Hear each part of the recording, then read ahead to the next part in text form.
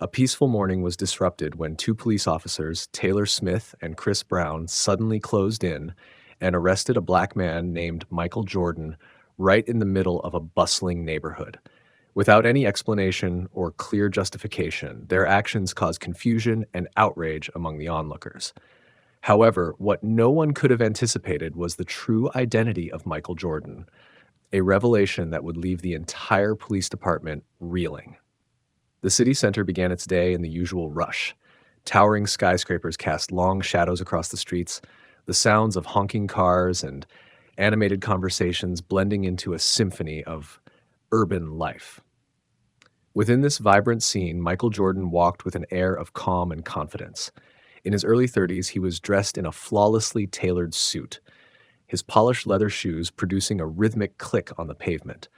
Without seeking attention, he naturally drew glances from passersby thanks to his commanding presence and distinctive demeanor. Michael had just left a small, familiar diner where he was a regular every morning. The staff there knew him well and always served a perfect breakfast: golden fried eggs, fragrant turkey, crispy bacon strips, and a side of fresh fruit. A faint smile appeared on his lips as he adjusted the cuff of his crisp white shirt, a simple yet elegant gesture. His sleek black car was parked nearby, ready to take him to another busy day. But today was unlike any other. The encounter with the two officers triggered a chain of unforeseeable events, culminating in the revelation of Michael's true identity. The police department found itself facing not only a lawsuit, but also a tidal wave of public outcry and demands for justice. Michael Jordan was far from an ordinary man. He was a symbol of defiance, a powerful reminder that discrimination and injustice cannot persist indefinitely. Michael felt the familiar, faint vibration of his phone in his pocket. Pulling it out, he saw a message from his mother flash on the screen, a gentle reminder about the family dinner that evening. He smiled, replying briefly that he remembered and was looking forward to it. For Michael, family had always been his most important foundation. He made his way to the car parked by the curb, preparing to unlock it, but immediately sensed something unusual. Two police officers were approaching, their eyes locked onto him. Their expressions were hard to read, but the intensity in their gaze made Michael feel uneasy. Michael had grown up with his father's lessons on how to handle encounters with police. Stay calm, be polite, and under no circumstances provoke them. He understood that in situations like this, composure was the key to survival. "Excuse me, sir," one of the officers called out loudly as they drew closer. Michael turned to face them, his phone still in hand. "Yes, officers?" he replied, his voice steady and composed. The officer with the badge reading Taylor Smith met his eyes and responded without a greeting. "May I see your identification?" His partner, Chris Brown, stood a step behind, his hand hovering near his holstered gun. Michael took a deep breath, maintaining his calm demeanor. "May I ask why?" he responded, polite yet firm, drawing a clear boundary. His father's lessons echoed in his mind: de-escalate, but don't relinquish your rights. But Michael understood his rights. He had done nothing wrong, and he knew they had no valid reason to demand his identification. Lisa fixed her gaze on him, curling her lip in a gesture laced with challenge. "Show us your ID, sir. It's a simple request." Michael stared at Taylor for a moment, his patience palpable, thickening the tension in the air. Finally, he reached into his jacket pocket. "All right," he said as he pulled out his wallet. "But I'd still like to know the reason for this request." As he handed his driver's license to Taylor Smith, he noticed Chris Brown shifting slightly in the background, as if preparing for something. A wave of tension rippled through the atmosphere, but Michael kept his composure. Taylor took the license, glancing at it briefly, his expression unreadable. "What are you doing in this neighborhood?" he asked, his tone accusatory. Michael raised an eyebrow, his voice steady but tinged with confusion. "I'm just heading to my car. Is there a problem?" Taylor ignored the question and pressed on. "Where are you coming from?" "I had breakfast at the diner down the street," Michael replied, maintaining his calm. "As I said, is there an issue here?" Taylor's eyes flicked over Michael, betraying a fleeting flicker of annoyance. "We've received reports of suspicious activity in this area," he said. The faint smirk on his lips clashing with the gravity of the situation Michael had faced that morning. "And you happen to match the description of someone we're looking for."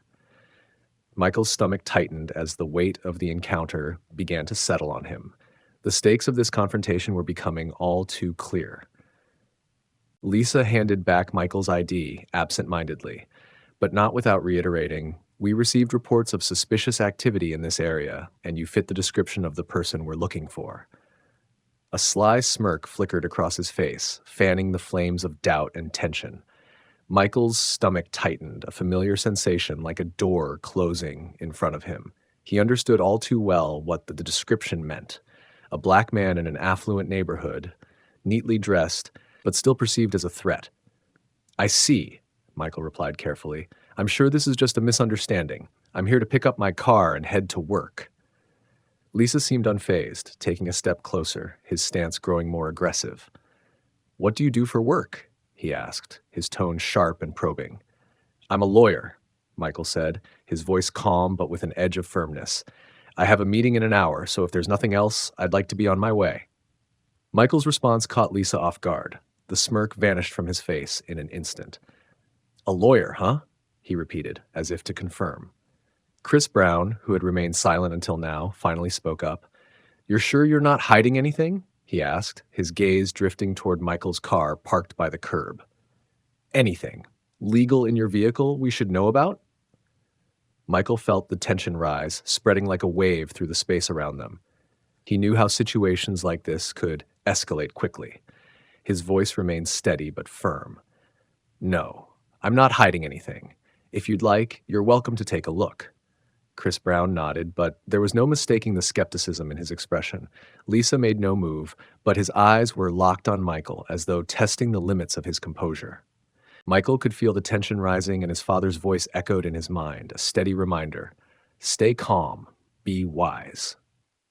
"There's nothing illegal in my car, officers. You're welcome to check, but I hope we're not wasting time. I have work to get to," he said calmly. Despite his composed tone, his heart pounded with an underlying dread.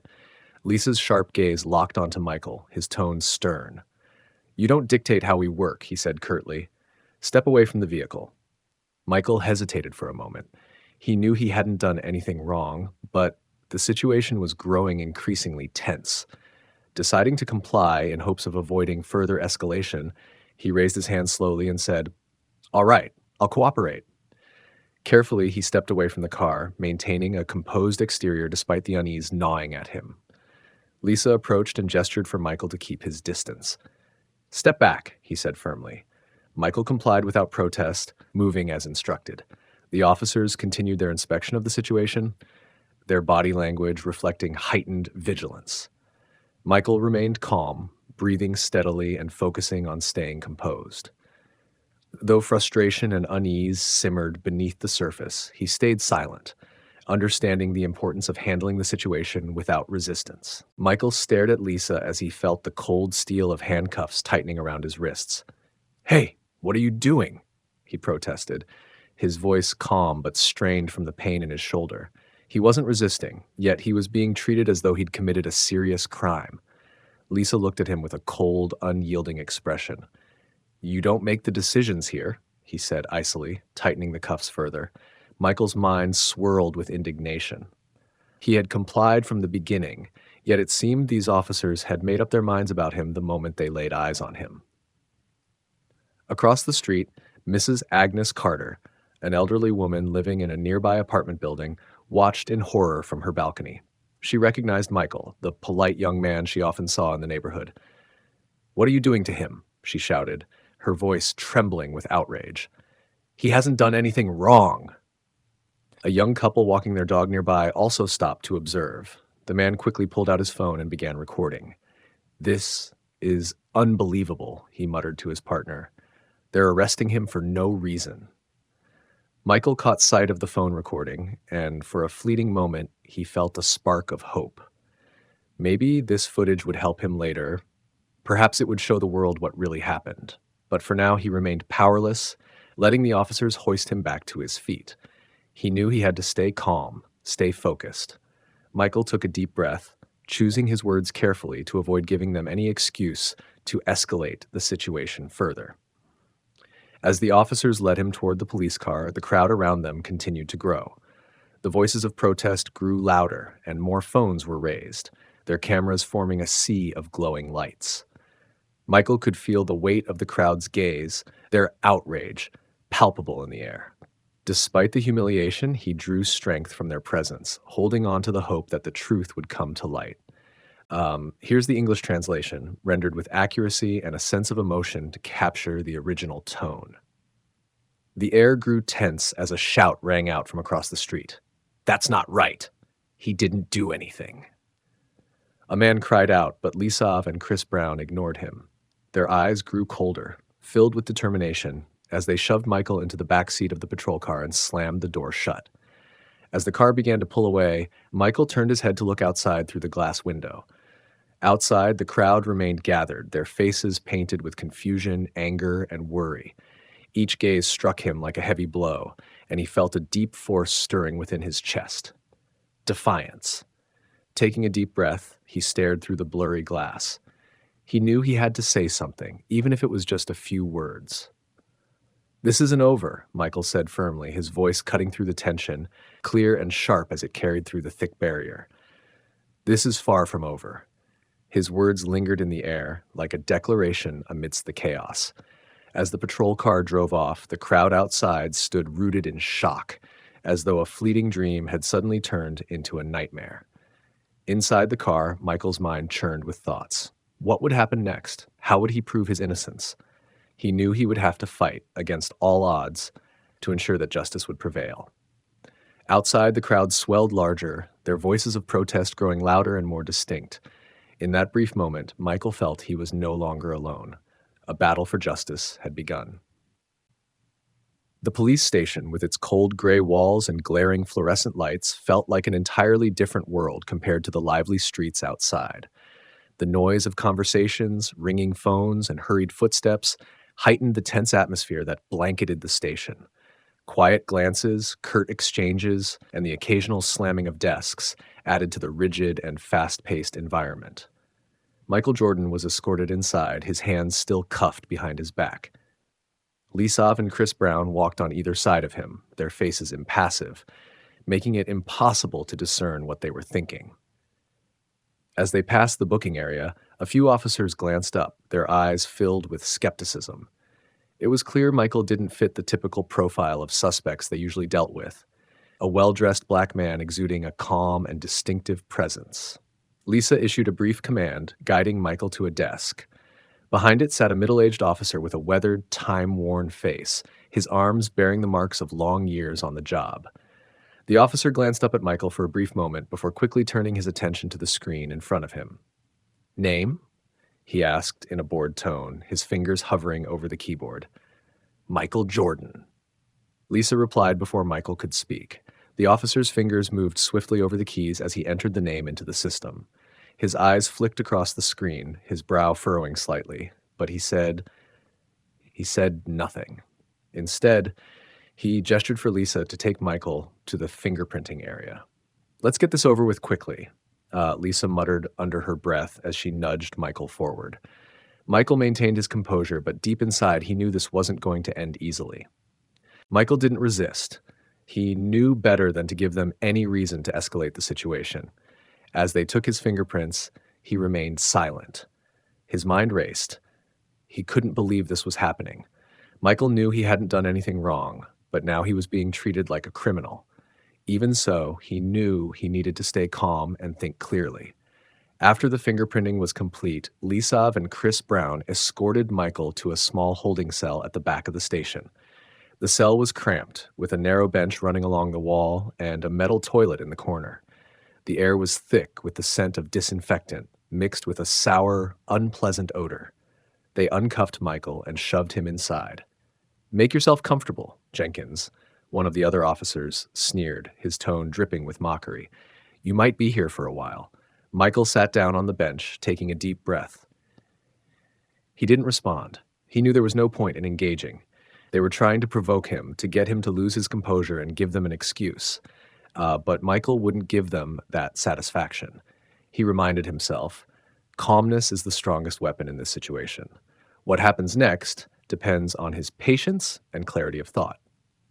Lisov and Chris Brown walked away, exchanging a look that spoke of a familiar understanding. They had completed their task, bringing in another troublemaker, and now they could move on to the next job. But Lisov couldn't shake a lingering sense of discomfort. He couldn't quite explain it, but the way Michael handled the situation had left an impression. The calmness, the confidence, it didn't align with the image of the suspects they usually dealt with. Think he's a lawyer or something? Jenkins mocked as they headed back to their desks. Probably just another punk dressed up in fancy clothes, right? Lisov muttered something under his breath, but his mind was elsewhere. A part of him felt unsettled. There was something about Michael that didn't add up, though he couldn't pinpoint what it was. He shook his head, trying to dismiss the doubt. It didn't matter. They had a warrant, and they'd followed orders. That was all there was to it. But as they reached the desk, a young officer, Andrew Clark, quietly observed them. New to the force and lacking much experience, Andrew's sharp eyes reflected a keen attention to detail. As Lisov and Chris Brown turned their backs, Andrew stepped closer, glancing over the documents on the desk. "What happened to him?" Andrew asked, his tone cautious. Among the crowd of critics and skeptics, Andrew's meticulous curiosity was a rare distinction. A few months ago, Andrew Clark had eagerly set out to prove himself at work, earning praise for his intelligence and keen attention to detail. Yet the senior officers often made him hesitate, questioning whether his insights would be taken seriously. "Taylor Smith," Andrew Clark called softly, his voice tinged with uncertainty. "Can I talk to you for a moment?" Lisov glanced at him, his brows furrowing. "What is it?" Andrew hesitated by glancing around to ensure no one else was listening.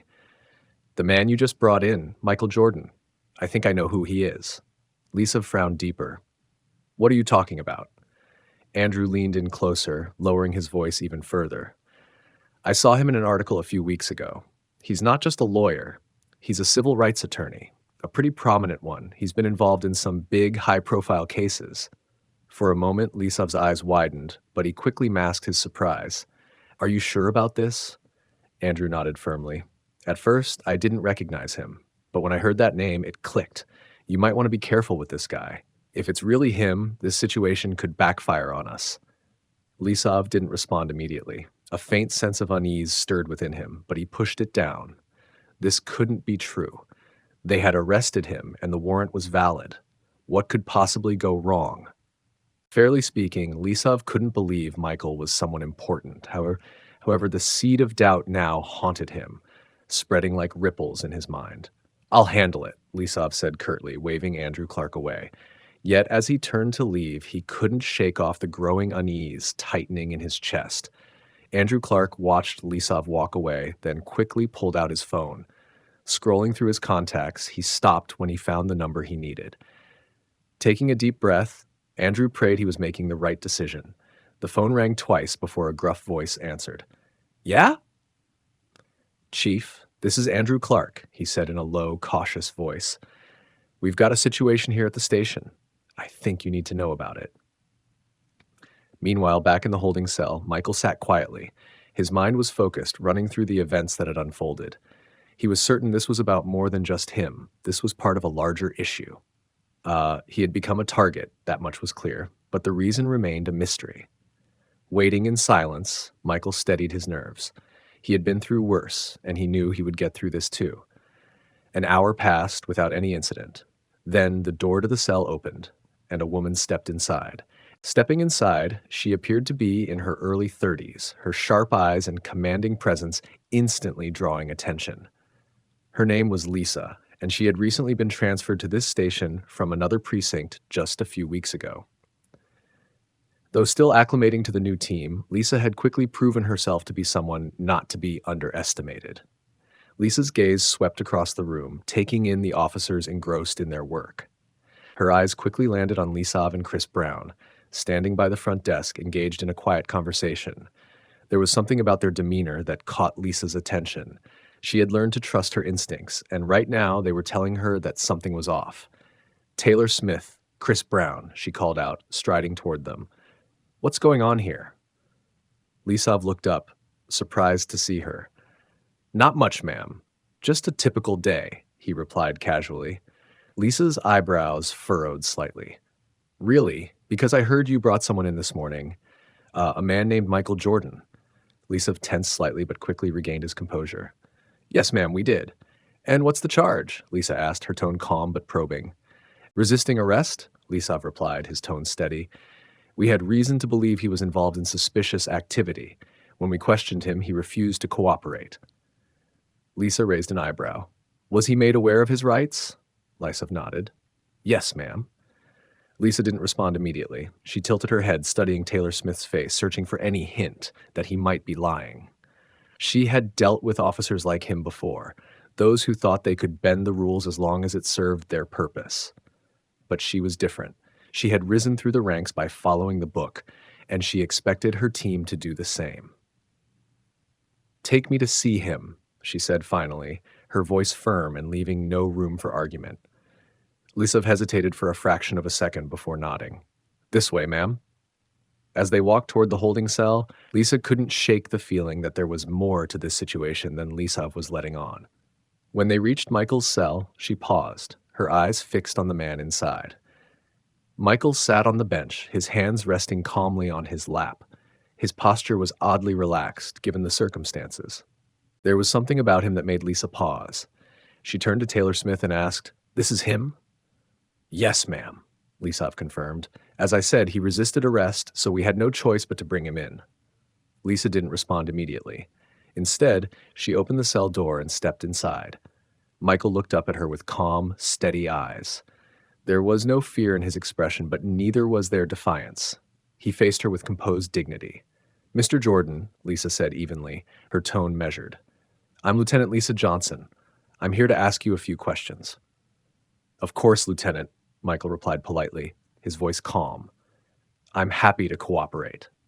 Lisa nodded, appreciating his composed demeanor.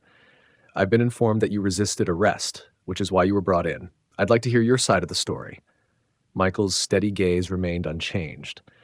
"Lieutenant, I did no such thing. I complied with every instruction officers Lisov and Chris Brown gave me. I was heading to my car when they stopped me. I asked why I was being detained, and that simple question seemed to escalate the situation. Before I even understood what was happening." He paused briefly, his voice remaining steady and calm. "I was handcuffed and brought here without a clear explanation. I was handcuffed and charged with resisting arrest, even though I complied with all their instructions," Michael said, his voice calm but resolute. Lisa listened intently, her eyes narrowing slightly as she processed Michael's words. There was something in his tone, calm, deliberate, yet underpinned by an undeniable firmness, that caught her attention. Michael wasn't just another man trying to talk his way out of trouble. She turned toward Taylor Smith, who was standing a few feet away. His expression was careful, neutral. "Is that true, Taylor Smith?" Lisa asked, her voice sharpening. "Did he comply with your instructions?" Lisov shifted uncomfortably. "Yes, ma'am," he admitted. "He asked us questions, and things got tense. We had reason to believe he might be hiding something." Lisa's gaze hardened. "And what exactly was that reason?" she asked, her tone razor-sharp. Lisov hesitated, unable to offer a convincing explanation. "It was just a gut feeling, ma'am," he said finally. "A gut feeling?" Lisa repeated, her tone laced with skepticism. "Is that the basis for an arrest?" Lisavo opened his mouth to respond, but was interrupted by the sound of the detention area door swinging open. All eyes turned as Officer Andrew Clark stepped in, looking slightly out of breath. He froze momentarily at the sight of the group gathered near the cell. Realizing he had stepped into a tense situation, Andrew Clark quickly spoke. "Lieutenant, I need to talk to you." He glanced at Michael and Taylor Smith, clearly trying to initiate a private conversation. Lisa shot Taylor Smith one last stern look before turning and stepping out of the cell, closing the door behind her. "What is it, Andrew?" she asked, her tone calm but authoritative. Lowering his voice, Andrew made it clear he wanted to keep the discussion confidential. "Ma'am, I've looked into some information. Michael Jordan isn't just any lawyer. He's a prominent civil rights attorney. He's been involved in several high-profile cases that could make headline news if we mess this up." Andrew paused, locking eyes with Lisa. "There's no way this doesn't turn into a disaster if we're not careful." Lisa felt a pit form in her stomach. She had suspected there was more to this situation then met the eye. But what Andrew was saying raised the stakes higher than she had imagined. "Are you certain?" Andrew nodded and handed her his phone, the screen displaying a webpage detailing Michael's profile. "It's him. If we don't handle this properly, we're going to face far worse than just an internal investigation." Lisa quickly skimmed through the webpage, her eyes widening as she read about Michael's background. He wasn't just a lawyer, he was a powerful figure in the legal community, someone who had taken on police departments, corporations, and government agencies. He's the kind of person who could turn this entire station upside down if we don't act carefully, Andrew said, his voice firm but anxious. Lisa turned back to Taylor Smith, who was still standing near the cell alongside Chris Brown. Both officers looked increasingly uneasy. Lisa knew she had to act swiftly. The situation was spiraling out of control, and she couldn't let it escalate further. "Taylor Smith! Chris Brown!" Lisa called sharply as she walked toward them, her tone carrying an unmistakable warning. "Urgent. We need to talk now." The two officers exchanged nervous glances before following Lisa out of the detention area. Once they reached a more private section of the station, Lisa turned to face them, her expression fierce and unyielding. "Do you realize who you just arrested?" she asked, her voice low but icy. "Michael Jordan is not just some random guy off the street. He's a renowned civil rights attorney, known for taking on cases involving police misconduct." The way she emphasized each word left the two officers in stunned silence, their expressions growing more rigid by the second. "If he decides to file a lawsuit, we're going to be facing some very serious consequences," Lisa continued, her tone cutting. Lisov and Chris Brown exchanged another uneasy glance, clearly beginning to grasp the gravity of the situation. Lisa took a deep breath, shaking her head as she resolved to take control of the matter before it spiraled further out of hand. Lisov's face paled, his usual bravado fading rapidly. "Ma'am, we didn't know. He didn't mention anything about being a lawyer." "That doesn't matter," Lisa snapped, her irritation evident. "You should have done your due diligence before bringing him in. Now we need to figure out how to handle this, and fast." As her words hung in the air, the sound of commotion from outside the station began filtering in. Lisa froze, her stomach sinking as she realized what was happening. The crowd outside was growing larger and more vocal. She could now clearly hear the familiar chants of protesters. "Justice for Michael! Free Michael!" "Wonderful," Lisa muttered under her breath. "Exactly what we need right now." Andrew Clark, who had been lingering nearby, stepped forward.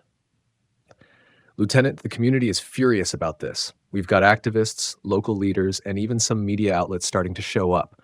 If we don't act soon, this could turn into a full-blown crisis." Lisa knew he was right. She had seen situations like this before, minor incidents spiraling into much larger issues because they weren't handled properly. She nodded, her expression resolute. "We need to make a clear, decisive, and reasonable move. Start identifying who's leading the protest groups outside. Ensure we're communicating transparently.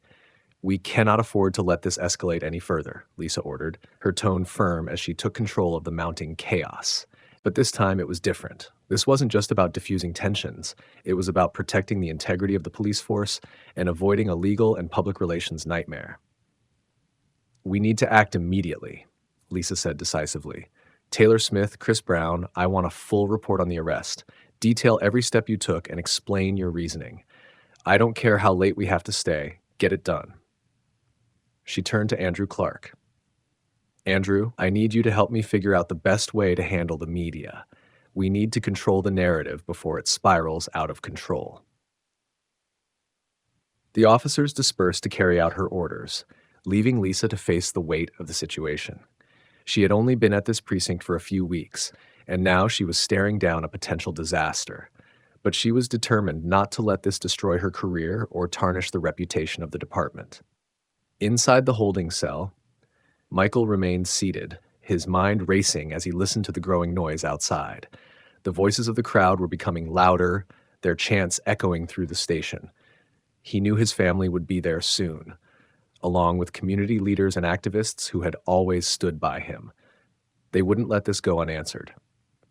A flicker of hope sparked in his chest, but he knew it was too early to feel relief. The police were still in control of the situation, and they could easily manipulate it to their advantage. He had seen it happen before and would not underestimate them. Outside the police station, the tension continued to escalate.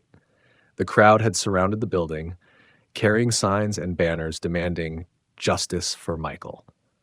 The atmosphere was charged, and the growing mass of people showed no signs of backing down. Cameras were trained on the scene, capturing every moment as the police station became a symbol of the growing unrest within the community. Lieutenant Lisa watched the situation unfold from the front window of the station, her jaw clenched in frustration. She knew she had to act, but she was walking a razor's edge. One wrong move and everything could explode. Yet doing nothing would let the situation spiral out of control on its own. Lisa turned to Andrew Clark, who stood beside her, his face no less anxious. "We need to release him," she said finally, her voice taut with tension. "It's the only way to de-escalate this." Andrew nodded in agreement. "But how do we explain it to the media? They're not going to accept us letting him go without an explanation." Lisa thought for a moment before replying. "We'll frame it as a misunderstanding. Say that after reviewing the evidence, we determined there was no basis for the arrest and decided to release him. Emphasize that we take these matters seriously and are committed to justice and fairness." Andrew raised an eyebrow, but nodded. "It's not a perfect solution, but I think it's the best one we've got."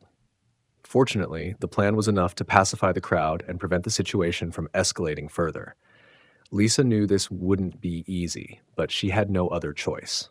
She had to consider the bigger picture: the department, her career, and the potential fallout if they didn't handle this correctly.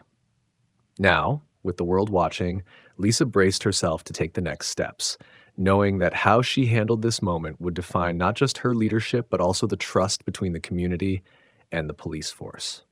Lisa turned away from the window and walked briskly toward the holding area, determined to resolve the matter before it deteriorated further. As she passed through the office space, she saw Lisov and Chris Brown furiously typing up their reports. She stopped, her eyes cold and sharp.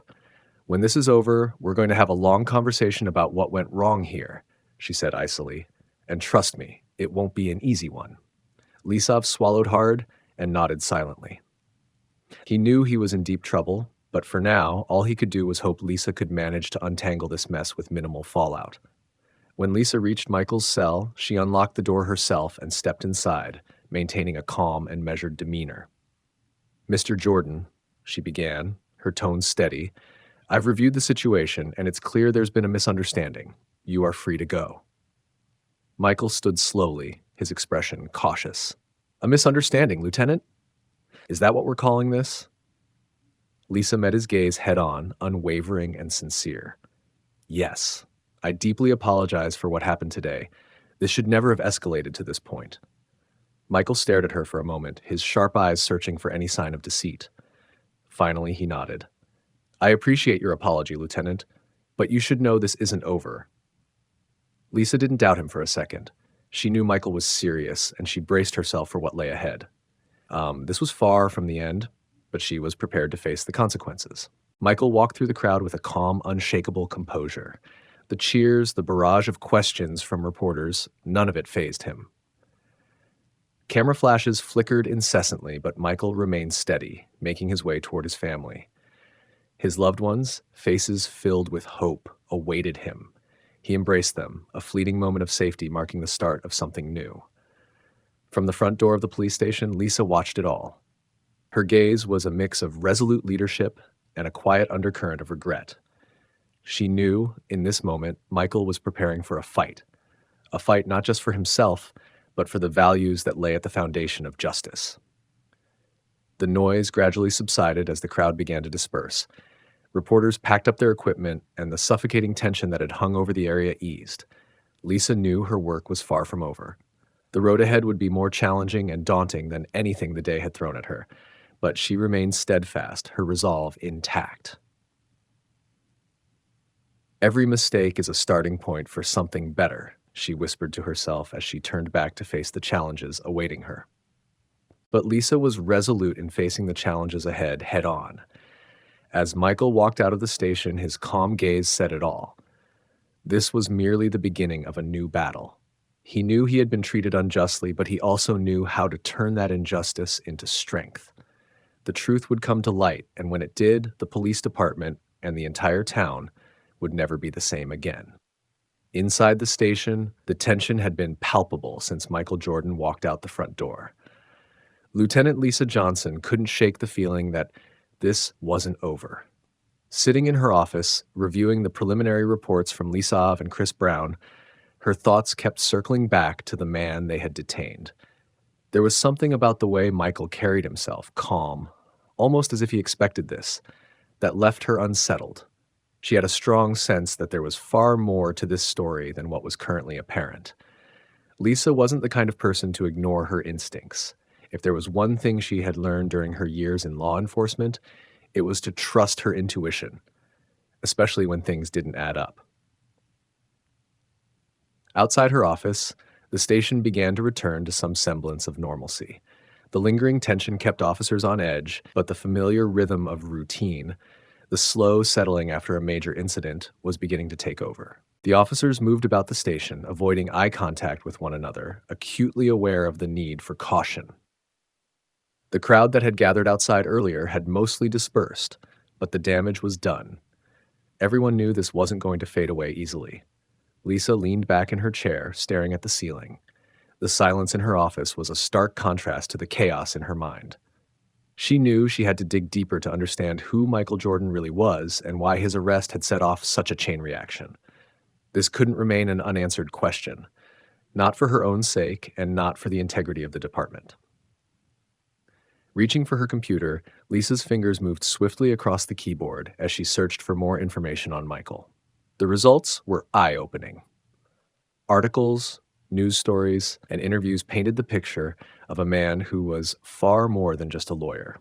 Michael Jordan was a formidable force, a civil rights attorney who had gone toe-to-toe with some of the most powerful entities in the country. He had won widely publicized cases and had changed countless lives in the process. Lisa's eyes scanned the headlines. Michael Jordan takes on police misconduct in landmark case. Civil rights attorney wins victory for wrongfully accused. The man fighting for justice across the nation. Each story added layers to the man she had encountered today. He wasn't just someone fighting for himself. He was someone fighting for a cause, and his presence alone had sparked a movement that Lisa could already sense would ripple far beyond this incident. As Lisa skimmed through the information, her eyes narrowed while reading about Michael's most recent case, a high-profile lawsuit against another city's police department. The case had exposed deep-seated corruption, leading to the dismissal of several officers and criminal charges against others. It had been a significant victory for Michael and his team, but it had also painted a target on his back for law enforcement agencies across the country. Digging deeper, Lisa found a detail that sent a chill down her spine. Michael Jordan was involved in a federal investigation into systemic racism within law enforcement. The investigation had already placed several police departments under federal oversight, and there were rumors that many others, including hers, were under close scrutiny. Her heart raced as she absorbed the implications of this discovery. Quickly, Lisa picked up her phone and called a contact at the FBI, someone she trusted to provide accurate information without sensationalizing the matter. The conversation was brief, but as she hung up, Lisa's suspicions were confirmed. Michael Jordan was working undercover. He was gathering evidence for a federal case with the potential to bring down several high-ranking officials within the local law enforcement community, including those in her own department. Lisa sat back in her chair, the weight of her realization pressing down on her. This wasn't just about an isolated incident or a wrongful arrest. Michael's presence here wasn't a coincidence. It was part of a much larger, calculated effort to shine a light on systemic issues within her department and beyond. For the first time, Lisa understood the full gravity of the situation. The question wasn't just how to contain the fallout from today, but how to navigate the inevitable reckoning that was heading straight for her department. Lisa sat back in her chair, her mind racing. This situation was far bigger than she'd imagined. Michael wasn't just in the wrong place at the wrong time. He'd been targeted. The officer's arrest of him had unwittingly sprung a trap. If this got out, it would be a scandal of monumental proportions. Lisa knew she needed to confront Taylor Smith and Chris Brown, but first, she needed more information. Over the next hour, she meticulously pieced together everything she could about Michael, his work, his connections, and the federal investigation. The more she uncovered, the clearer the hidden dangers became. Finally, Lisa stood, taking a deep breath. She was about to walk into a storm, but she had no other choice. This police department couldn't afford to crumble because of the mistakes of a few. She headed toward the main office area, her mind steeled for the confrontation ahead. As she approached Taylor Smith and Chris Brown, they were seated at their desks, reviewing their reports. They looked up as she neared, immediately noticing the tension in her stance. "Lieutenant Lisa," Chris Brown greeted cautiously. "Do you need something?" Lisa crossed her arms, fixing them with a hard stare. "We need to talk. Right now." The two officers exchanged uneasy glances before nodding, clearly aware this wasn't going to be a pleasant discussion. They followed Lisa to an empty conference room, where she closed the door firmly behind them. The room was stark, with only a long table and a few chairs. It was the kind of room where difficult conversations happened, and they had no illusions that this would be any different. "Lieutenant, what's this about?" Chris Brown asked, trying to keep his tone calm, though a trace of nervousness betrayed him. Lisa wasted no time. She looked at them directly, her gaze unwavering. "This is about what happened today," she began, her voice steady but sharp, "and what you failed to see or chose to ignore before making that arrest." Lisa's voice suddenly rose, her tone turning sharp and commanding. "I know who Michael Jordan is." Taylor Smith's eyes widened, and Chris Brown froze, his entire body stiff as if turned to stone. Neither could find the words to respond, but Lisa saw the unmistakable flicker of panic in their eyes. They hadn't realized who they were dealing with, and now that ignorance was coming back to haunt them. "Do you have any idea?" Lisa said, her voice dropping to a dangerously low and deliberate tone. "The mess you've created?" Michael Jordan is a civil rights attorney and a federal asset. He's been working undercover, gathering evidence of corruption within law enforcement, evidence that might implicate this very department. Taylor Smith's face drained of color. "We didn't know, Lieutenant. He didn't say anything about being an undercover agent. We thought he was just what?" Lisa interrupted, her eyes flashing with anger. "Just another black man? Someone you thought you could shove aside without consequences?" Chris Brown flinched, his gaze falling to the floor, unable to meet hers. Taylor Smith, who had been shifting nervously, now stood frozen, his face betraying the realization of what they had done. Lisa opened her mouth, ready to unleash another reprimand, but the words caught in her throat. For a brief moment, she saw something shift in their eyes. Recognition, a dawning awareness of the gravity of their actions. They were beginning to understand that what they had done carried a weight they were wholly unprepared to bear. And for the first time, Lisa saw cracks in their defensive posture, revealing the guilt and fear they had tried to hide. Lisa clenched her jaw, her eyes steeled with determination. "This is a disaster, and it's on you," she said, her voice steady but firm. "With all due respect, Chief," Lisa continued, working to keep her tone calm, "I'm not the only one responsible. Officers Taylor Smith and Chris Brown arrested Michael Jordan without cause, and now we're all paying the price." Chief White's gaze flicked over to Taylor Smith and Chris Brown.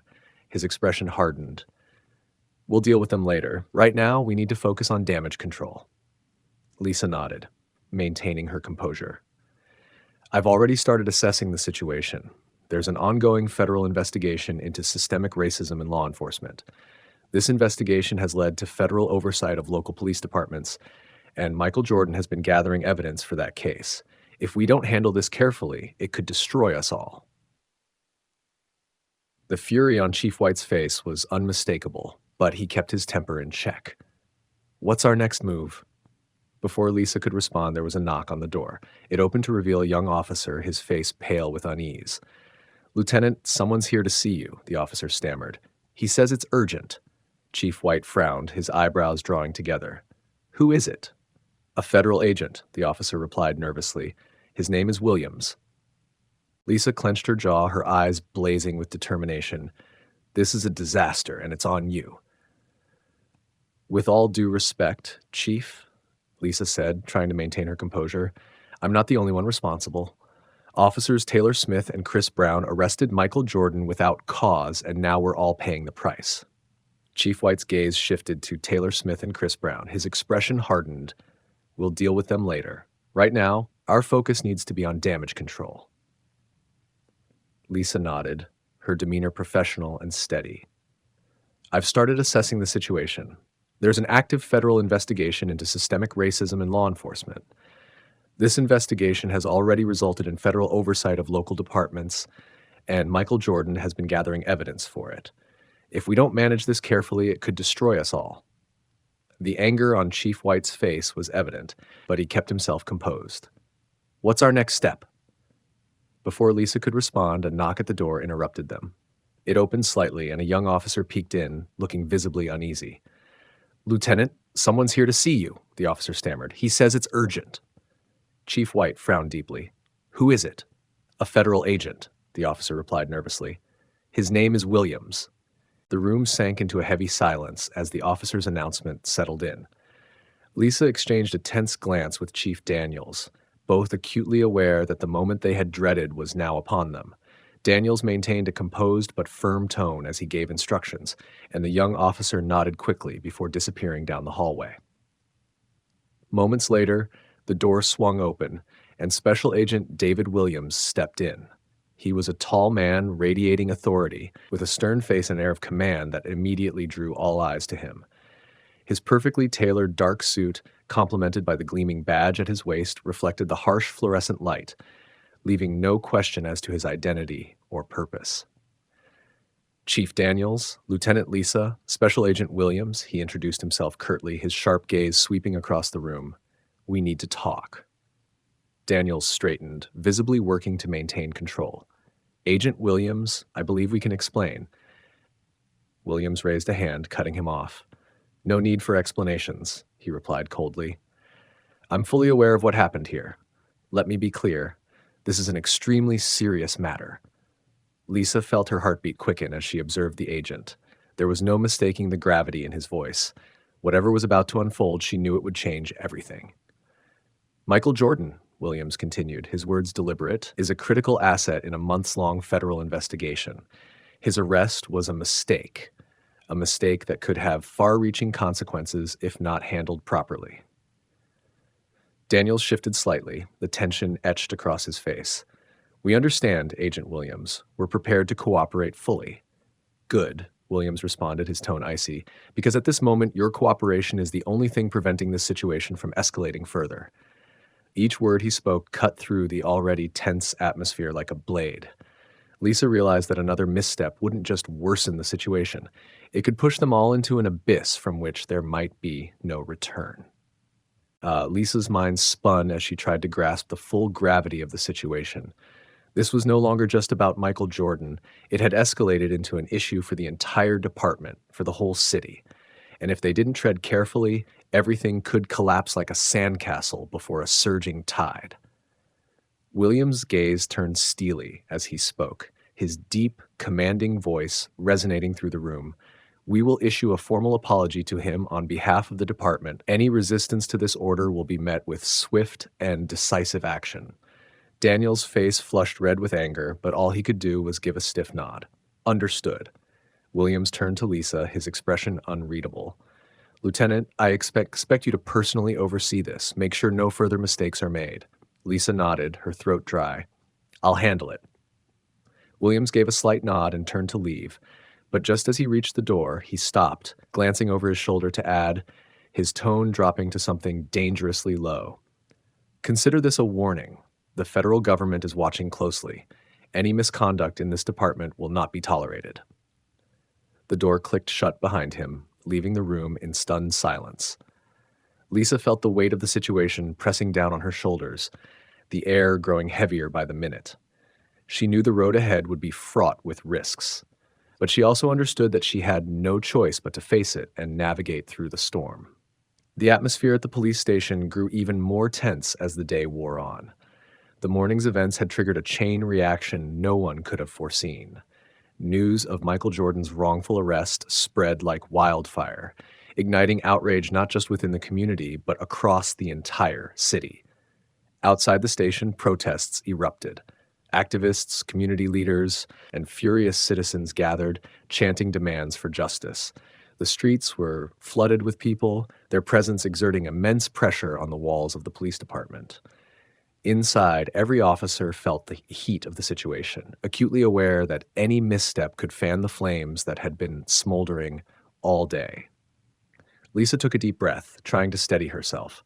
The anger and discontent from the community pressed down on them with every passing moment, but she knew the responsibility of resolving this now rested squarely on her shoulders, and she couldn't afford to let it spiral out of control. Police Chief Robert White was struggling to salvage his reputation. He knew the police department stood on the brink of a public relations disaster. Years of simmering community anger had now erupted into an uncontrollable blaze. A public apology was necessary, but deep down, he understood it might not be enough to extinguish the raging fire. In his office, Daniels sat frozen at his desk, his gaze fixed on the phone in front of him. His hand trembled slightly as he picked it up and dialed the number for the public relations team. He was acutely aware that they needed a statement, a message that conveyed commitment and seriousness about the situation. Yet, no matter how polished the words, Daniels knew deep down that they could never fully repair the damage they had caused. When the line connected, Daniels spoke, his voice heavy and somber. "I need you to draft a public apology. We'll be addressing the media outside the station this afternoon." "Understood?" "Understood, Chief. We'll get on it right away," came the reply from the other end. Daniels hung up and leaned back in his chair. He ran a hand through his graying hair, feeling the weight of his decisions pressing heavily on his shoulders. Years of compromise, of turning a blind eye to the misconduct of officers like Lisa and Chris Brown, now haunted him. He had once told himself it was part of the job, that sometimes to maintain order, you had to look the other way. But now he realized those compromises had only made things worse. A knock at the door interrupted Daniel's thoughts. "Come in," he called out, his voice hoarse and weary. The door opened to reveal a young officer, his face etched with worry. "Chief, the protesters outside are growing more restless. The media has also gathered in full force." Daniels nodded and rose to his feet. He knew this moment would be a turning point, not just for him, but for the entire department. One small misstep could unravel every effort to contain the situation. Taking a deep breath, Daniels stepped out of his office, heading toward a press conference he knew would be the greatest challenge of his career. Lieutenant Lisa Johnson stood at the door, her face tense but her eyes resolute. She spoke, her voice steady. "Chief Michael Jordan is waiting outside, along with the crowd." Daniels nodded, trying to maintain his composure. "I'll go out there and apologize." Lisa hesitated for a moment, then stepped forward, her eyes filled with concern. "Chief, there's something I need to tell you before you go out there." Daniels raised an eyebrow, scrutinizing her. "What is it, Lisa?" She took a deep breath, then uttered the words she knew would change everything. "I've uncovered evidence of systemic corruption within the department. Bribery, cover-ups, and racial discrimination. This investigation isn't just about Lisa and Chris Brown. It's been going on for years and has been kept under wraps." Daniels felt a chill run down his spine. He stared at her, his voice almost a whisper. "Are you sure?" Lisa nodded firmly. "I've started gathering evidence with the help of Michael Jordan and the federal oversight team. We can begin cleaning up this mess, but I won't lie to you. It's going to be a long and incredibly difficult process." Daniels exhaled slowly, his shoulders sagging as though bearing the weight of the world. He nodded, his expression conflicted but resolute. "Then, we'll do what needs to be done. It's time to face the consequences of our past actions." Lisa gave a small nod of agreement. "I'll stand beside you out there, Chief. We need to show the community that we're serious about making a change." Daniels didn't reply, but his eyes spoke volumes. He understood that this was no longer about saving face. It was a fight for survival. If they didn't act now, the entire department could be dismantled, and their legacy would be forever remembered as a cautionary tale of failure and injustice. Together, they stepped out of the office, heading toward the door that led outside. As they approached, the noise of the crowd grew louder. Angry voices, chanting for justice. for accountability. Daniels glanced at Lisa, who gave him a reassuring nod.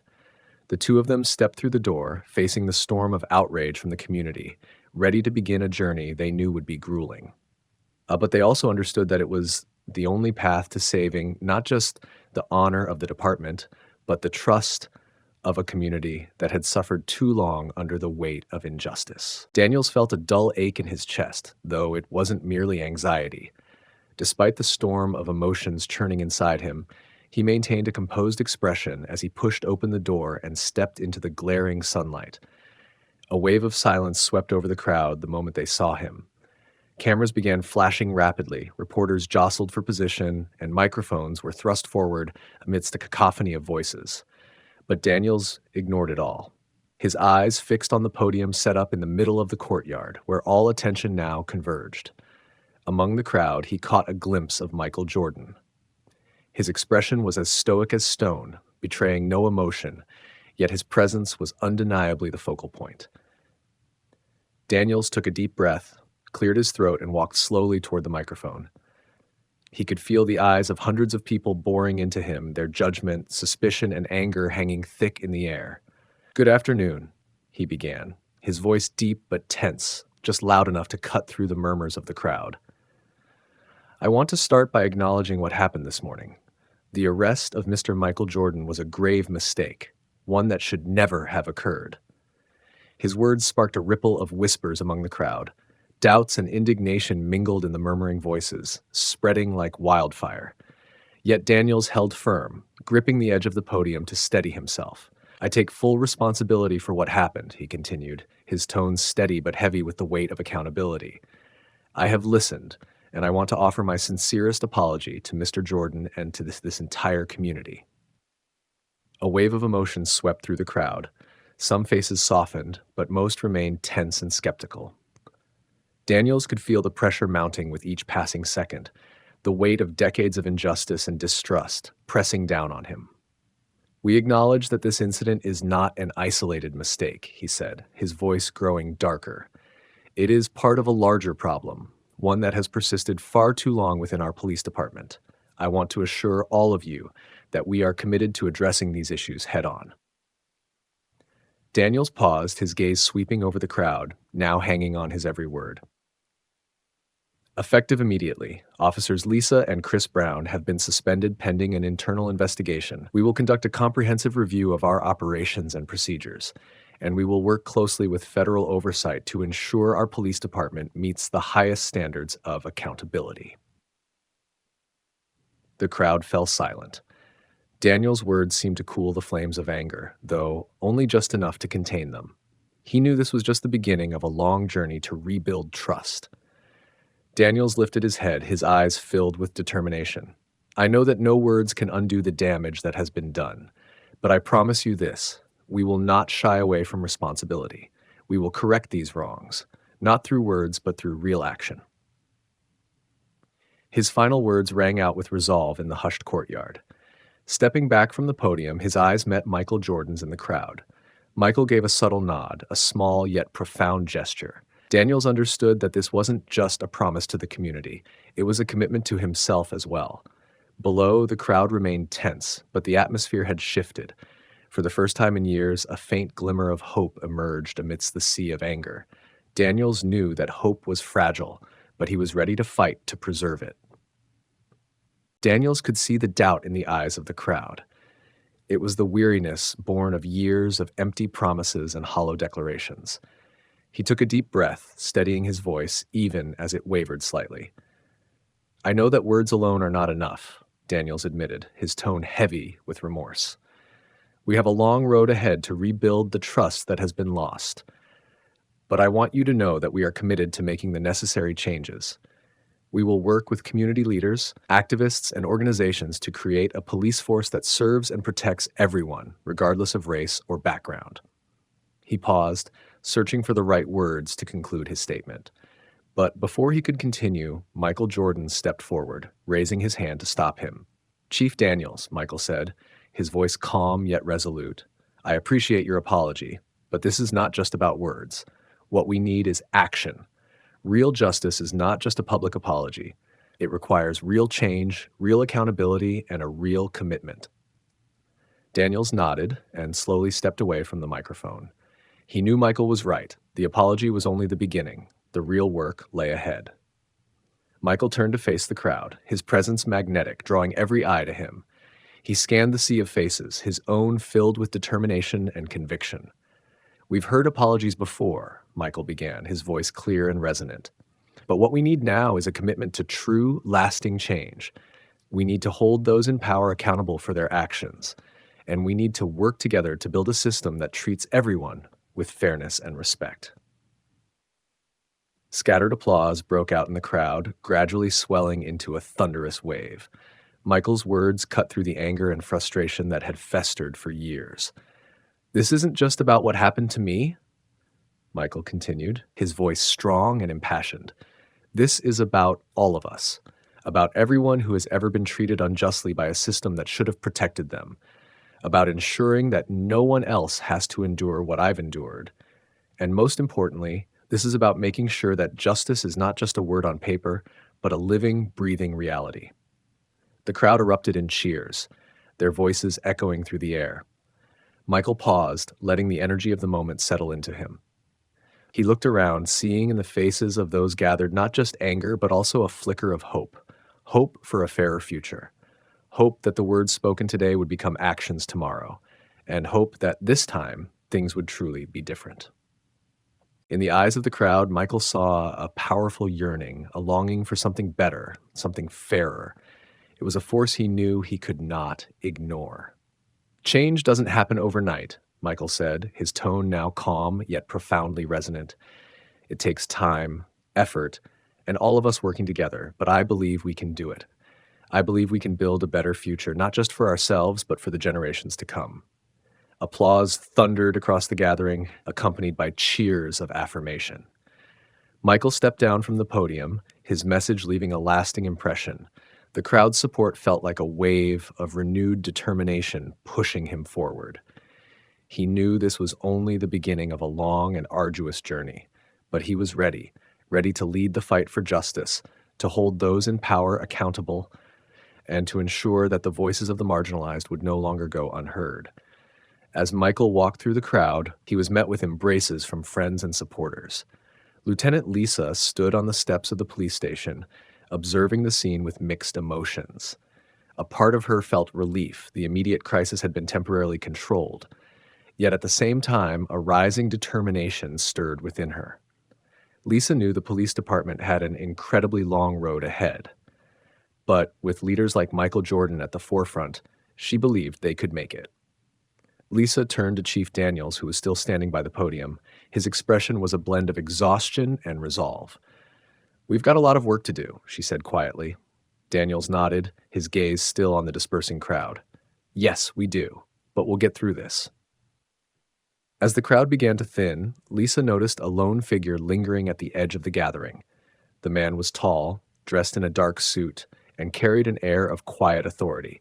His eyes were fixed on Michael, his expression unreadable. Curious, Lisa approached the man. "Can I help you?" she asked. The man turned to face her, his sharp eyes focused and intense. "I'm here to speak with Mr. Jordan," he replied, his voice low and deliberate, each word carefully measured. "I have a message for him." Lisa frowned, scrutinizing him more closely. Something about the man set her on edge, a feeling she couldn't quite place. "Who are you?" she asked cautiously. The man smiled faintly, but the warmth never reached his eyes. "Just someone with an interest in seeing justice served," he said. Before Lisa could press further, the man turned and walked away, leaving her standing there with an inexplicable sense of unease. Someone like him, with his enigmatic presence and ambiguous words, was not someone she could dismiss lightly. But the most pressing question remained unanswered. What did he truly want? The man turned back, moving toward Michael before disappearing quickly into the crowd. Lisa watched him go, the unease in her chest growing heavier. Whoever he was, she couldn't shake the feeling that this wouldn't be the last time they crossed paths.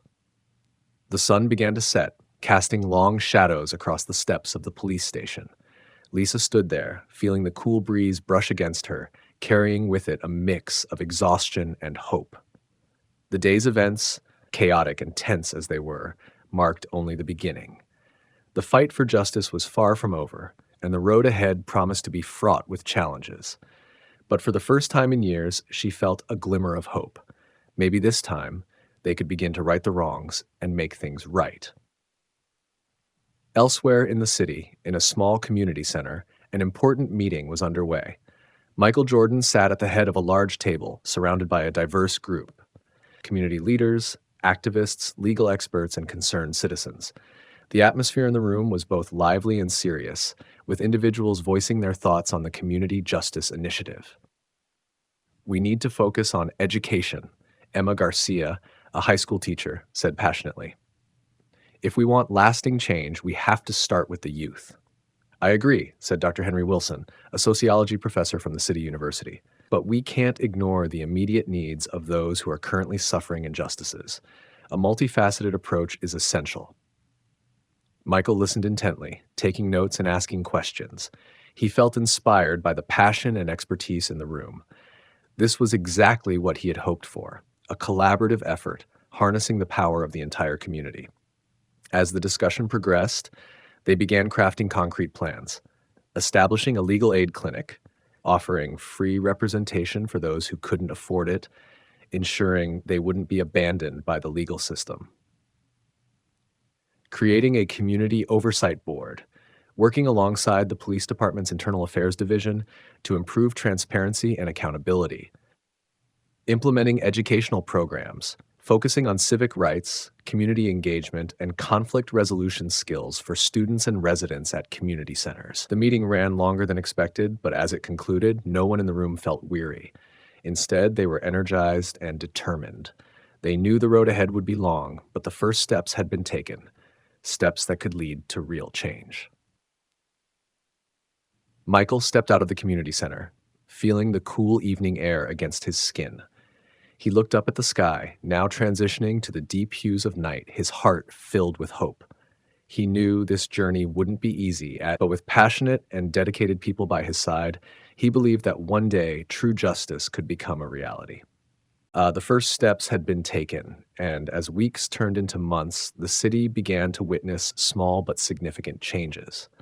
Under the supervision of Lieutenant Lisa Johnson and the newly formed Community Oversight Board, the police department implemented training programs focusing on de-escalation techniques and cultural sensitivity. Officers like Andrew Clark, who genuinely sought to improve, were given opportunities to work directly with community leaders and social workers, helping to bridge the gap between the police and the people they served. Meanwhile, the Community Justice Initiative began to take root. Their legal aid clinic handled dozens of cases, providing representation to individuals who had been wrongfully arrested or mistreated. Educational programs were piloted in several schools, with plans to expand citywide, aiming to foster civic awareness and conflict resolution skills among the youth. Perhaps the most profound change, however, wasn't in the initiatives themselves, but in the city's atmosphere. A new sense of collective ownership emerged, an understanding that addressing long-standing issues required everyone's participation. Neighborhood patrol groups now worked closely with the police to enhance safety without relying on racially biased practices. Regular community dialogues provided spaces for open conversations between residents and local officials, building trust that had long been eroded. Of course, progress wasn't without its challenges. Misconduct still occurred, and there were moments of tension and skepticism. Change was a slow process, and resistance appeared at every turn. Yet what set this moment apart was the establishment of systems designed to address these challenges, hold people accountable, and push for continued progress. While the road was long and far from perfect, the city had begun to move forward, one step at a time, fueled by a shared determination to build a more just and equitable future. 6 months after the event that sparked it all, Michael Jordan returned to the police station. This time, he wasn't a suspect or a victim, but a collaborator.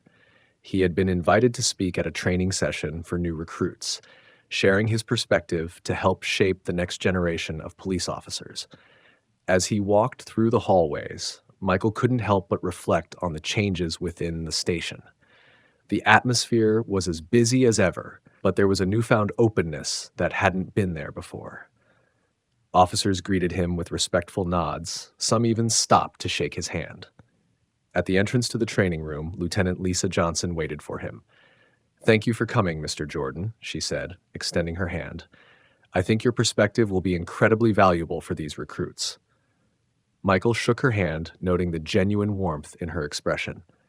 "I'm glad to be here," he replied with a sincere smile. "And please, call me Michael." They stepped into the room where rows of young faces turned to look at him. Some eyes were filled with curiosity, while others held a hint of wariness. Michael understood their hesitation. He represented a challenge to the way things had always been. Taking a deep breath, he felt the weight of the moment settle on his shoulders. He knew the words he was about to say could leave a lasting impact, not only on these recruits, but on the future of the police department itself. Standing before them, Michael was acutely aware of the importance of the journey he was on, a long, challenging path that had now begun with hopeful, meaningful first steps. That morning, Michael stood before the young recruits, individuals who represented the future of the police force. In their eyes, he saw curiosity mixed with a touch of skepticism, but above all, he recognized the potential for real change. "Good morning," Michael began, his voice calm and steady. "My name is Michael Jordan, and today I'm here to talk to you about justice. Not just the kind of justice you'll swear to uphold, but the kind that goes beyond badges and courtrooms, the kind that's about how you treat people, with respect and dignity." As Michael spoke, he shared his experiences and the deep insights he'd gained. He recounted his journey, the mistakes that had been made, and the importance of never ceasing to learn.